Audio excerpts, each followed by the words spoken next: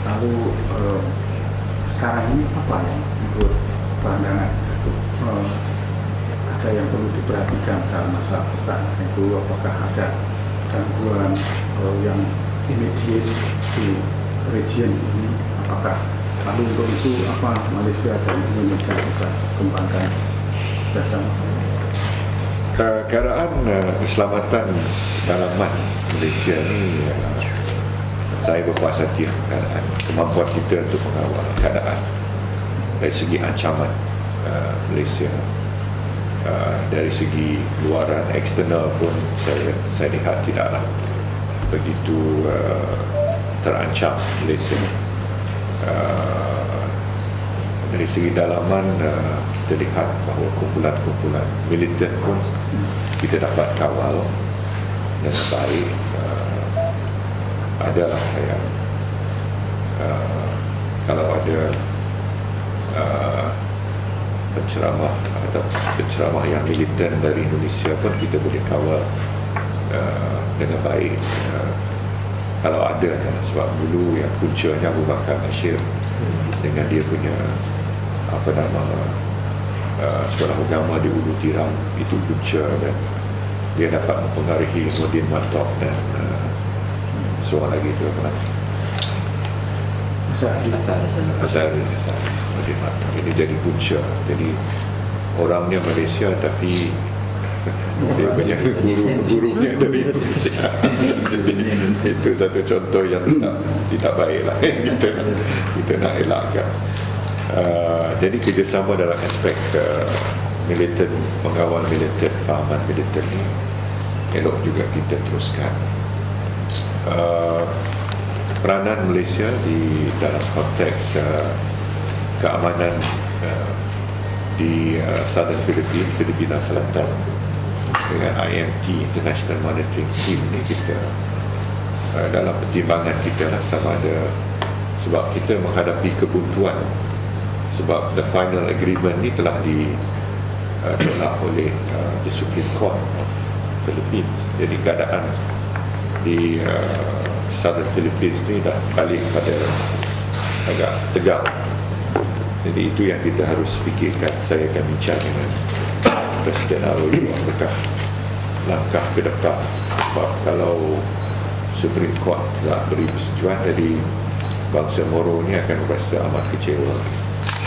Jadi itu satu agak hotspot yang harus kita tangani antara Malaysia dan Malaysia, Filipina, dan juga mungkin kita pohon kerjasama dengan pihak Indonesia.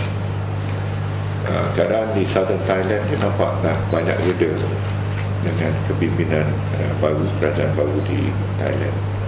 Nampaknya reda dan tidak mungkin berlaku tempiasnya kepada Malaysia ataupun Indonesia.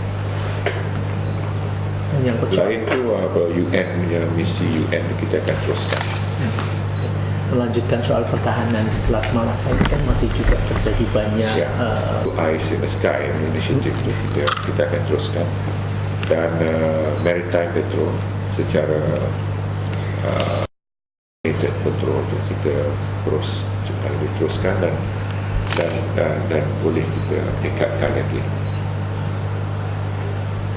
Ditingkatkan sampai sebagaimana supaya selat ini bisa menjadi aman. Bisa penyelarasan yang lebih rapi dan penempatan aset tampak oleh negara-negara yang littoral states. Datuk Seri, untuk meningkatkan hubungan Indonesia dan Malaysia secara bilateral, adakah Datuk Seri mempunyai agenda untuk merevise kembali MOU antara Indonesia dengan Malaysia? Bincang dengan pihak Indonesia dalam bidang tenaga kerja, sebab bidang tenaga kerja ni penting bagi kedua-dua negara, dan apa-apa yang kadang-kadang boleh jadi perkara yang menyentuh perasaan juga, kalau ada abuse of maids dan sebagainya. Tapi kita sudah tangani, ada kes memilah tenaga yang Bonat dan malah bonat. Bonat itu sudah dibawa ke mahkamah dan tadi dijatuhkan hukuman. Jadi ini menunjukkan bahawa kita tak akan tolerate lah kalau ada majikan Malaysia abuse melakukan penghinaan pada pekerja Indonesia ni, kita tetap akan ambil tindakan untuk bahawasanya kalau kita gunakan tenaga kerja Indonesia, mereka ni mestilah dihormati hak asasi mereka. Betul. Sampai seberapa jauh krisis ekonomi yang melanda Malaysia yang mengaruhi tenaga kerja Indonesia yang bekerja di sini? Sebab bila kalau ada krisis ekonomi ini, kedua-dua pihak majikan yang tak mampu untuk mengekalkan bilangan pekerja nanti akan kurangkan, dan ini termasuk rakyat Malaysia pun terjejas juga. Jadi kedua-dua rakyat Malaysia, rakyat Indonesia yang bekerja di sini pun terjejas dari segi pekerjaan mereka. Tapi kita cuba dengan package rancangan kita yang kedua, kita cuba memberi galakan pada syarikat-syarikat untuk tidak mengurangkan bilangan pekerja. Adakah Datuk Seri retrenchment bagi pekerja Indonesia itu menjadi langkah yang paling terakhir yang dilakukan oleh para pengusaha? Yalah, kita tak dapat elakkan. Jadi dengan insentif kita telah berikan, kita harap pihak swasta tak mengurangkan bilangan pekerja, dan melainkan dia tak dapat elak sama sekali. Datuk Seri, untuk mengatasi kelesuan ekonomi di dunia ini, adakah cadangan untuk menghadapi bersama antara Indonesia atau di regional? Ya. Misalnya saya dengar Indonesia dengan Malaysia sepakat untuk memberikan diskon kepada pelancongan untuk meningkatkan, tapi ASEAN kurang sepakat itu. Kita dah kurangkan misalnya landing fees untuk airlines. Itu satu insentif untuk memberi kelegaan kepada airlines yang mendarat di Malaysia, dan mungkin reciprocal agreement boleh dibuat ataupun reciprocal arrangement boleh dibuat di Indonesia.